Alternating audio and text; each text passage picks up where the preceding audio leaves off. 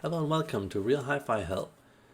So, I wrote to a viewer yesterday evening, I think it was, and yeah, he said something that kind of rang a bell in my head, and I felt that I had to make a video about it because I just almost lost sleep thinking about this situation because it's a very interesting situation where both he was right and I was right. And I just wanted to show this example to you guys. This could be about one speaker versus a whole other speaker in the world. I just wanted to kind of bring this out to daylight so you guys could see this, because I thought this was really good material that a lot of people needed to look at. So I've been writing a lot of stuff. This is basically what he wrote on this video here, comment from him. And it's about the Verity 2 speaker versus the Magico M3. And later I'm also going to compare it to the M6. Now, that here on the screen here, that's my reply. You guys can just pause the video and read it. And later on, I couldn't really sleep, so I thought I had to write more, because I knew I could solve this problem for him. So I figured out a way of doing it on this speaker. It's a bit of a demanding speaker. I wrote a really long text to him because I just feel, and that's the M3 speaker that he was comparing it to, and that's the price in my country and what it probably costs in the US, I'm guessing. And that's the M6. Yeah. And I just thought this was so unfair, because I feel that when stores demo this speaker here, you get to hear it from its very bright, clingy, harsh side, and it makes it so difficult for you as a customer to fully understand what it is that you're buying. You're usually seeing this very scrappy, bare bones type of sound, which I could fully understand that he heard. I fully agree with him. If he heard that, I really believe in that, because I've also heard it like that many other places.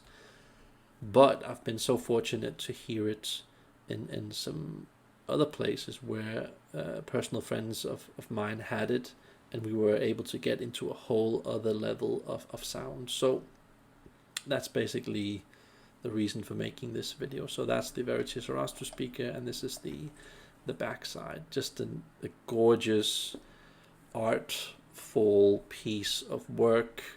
As you can see, there isn't a lot of volume here, which definitely affects the stability in some music genres, but at the same time also gives it that fantastic movement, which is very unique. Also, just look at the curvature here on the backside here. It goes in here and then sticks a bit out. If you had like a wall over here, what you can see my mouse is, if you had like a wall that went like this and it was a wooden wall, and for example, let's say that the side walls were drywall, I think that could give a really interesting spin on the sound, giving it a lot more of a settled, helping sound. So I would really like to own that one day. I'm making another video about that, but wooden wall going close towards the speaker so that this gap that is from here to up here gets reduced. And what happens is that when you get the what's it called, when you get the wooden ceiling, whatever you call it, side of the wall, going closer here, it just helps this whole area kind of widen up and relax a bit more. So that would be cool to try one day. You can also, some people just put a sock in this, which creates a different bass sound. You can also do that. Also, sometimes some people just put stuff this up, which also affects the sound, makes it different. I don't know exactly how to describe that sound, but it's different. Worth a try. But some extra notes regarding this and these general other brands, you know, because I'm not going to say bad things about these brands. They are some of the best speakers in this genre of speakers, and either you like that or you don't. It's just a different religion of sound, I would say, but good in its own way. The only thing I have against these brands generally are the prices, where I just feel that, like, come on, you know, at least make it 1/3 of the price, so us normal people that want it have a small chance of getting it. I mean, still 1/3 of those prices for those speakers, I still find ludicrous. So realistically, for me to buy any of these speakers that they make, and when it's Rockport and Magico and Wilson and Focal, I would really only be satisfied with like the top two models that they all make, really. I wouldn't be happy having any of these brands with their bottom to mid models and then having to pay the normal price that we in Europe have to pay. I feel that what we pay in Europe is ridiculous, especially when you can get the same stuff in America often for like 2/3 of the price, or even half the price some few times. So yeah, a bit of extra information here, and yeah, just kind of pointing this out as a good point. This is typically how I would be able to help people, by just giving them a consultation for 1 hour over email. And then there's also like a third solution for this guy, you know, that I would give for him, and that's if he has these demands here. Then we could start looking at stuff that's, you know, looks like this, you know, which is more efficient, different weight, different look. Maybe it has a higher wife acceptance factor. You also save money and stuff like that. So very, very relevant. And this was the speaker that I was talking about before.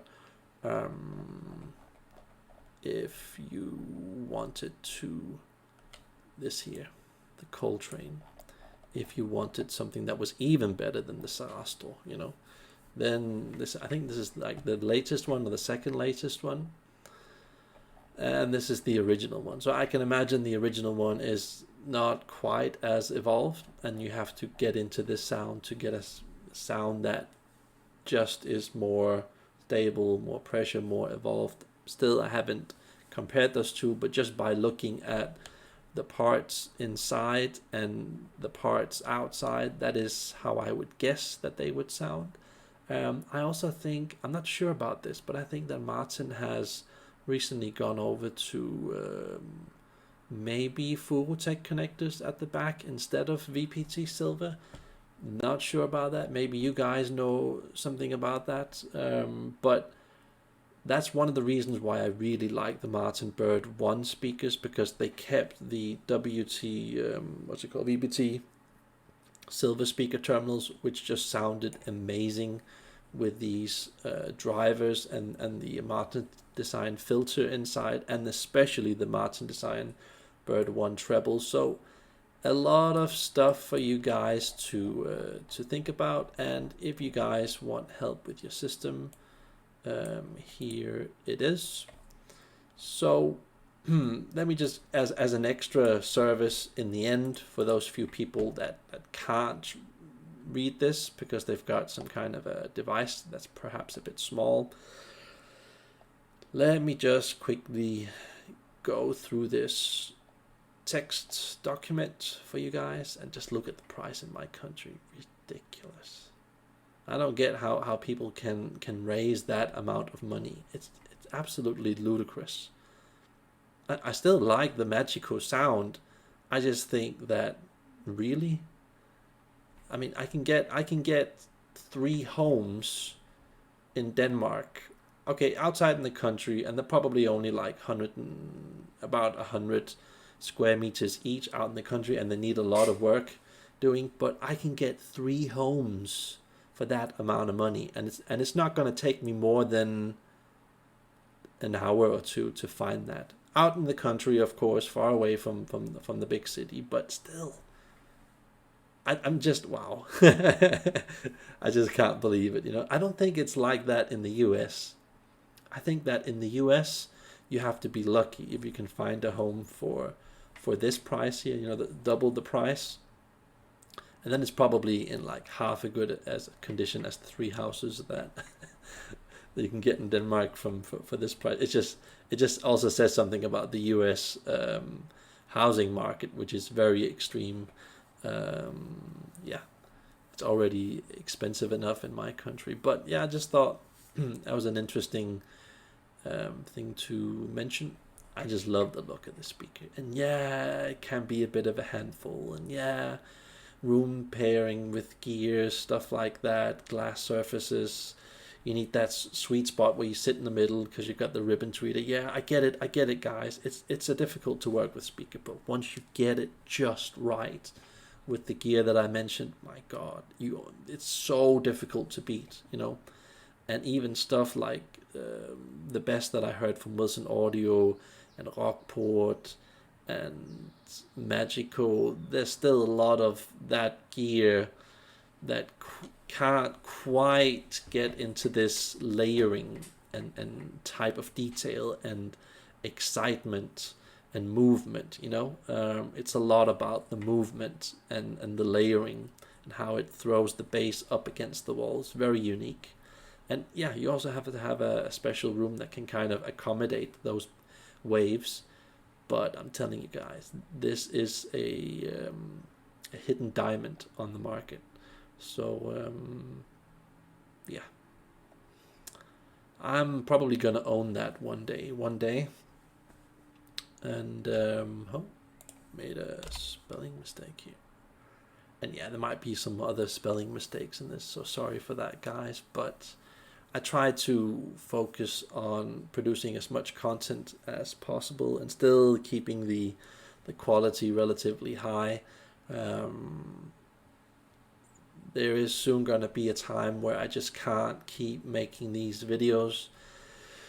So I will only be later on available on email. I can't look at comments later, so that's one of the reasons why I'm also making these videos, so you guys can get a hold of me. Very good alternative, like I said before. And yeah, if you guys want to get a hold of me, very nice speaker, works with a lot of stuff. And I don't know about you guys, but I don't really like the look of the newer Martin design. I like the stuff here and the top and perhaps the finish, and it looks as if it's a bit deeper, but it just looks a bit clunky and weird. I don't know, you guys tell me about it in the comments, but I kind of prefer the older looking one. Weird, isn't it? Here the drivers also went inwards instead of outwards. I just find that a bit weird, outwards, I also like it here. Look, they've got these grills, so you've got children that likes to poke at things. That's gonna keep you protected. Not this thing here. So that's also something to think about. But yeah, I hope you guys enjoyed this. I used a lot of time formulating this, and maybe it's just inspiration for you, comparing some speaker that you're thinking about with a whole other speaker. So I'm just putting it out there saying this is a situation that occurs with other types of speakers once in a while, especially in the exclusive end when we're dealing with really finicky, revealing gear. So yeah, I hope you guys enjoyed that. It was a lot of fun making this video. So that's me logging off, and have a nice day. Bye.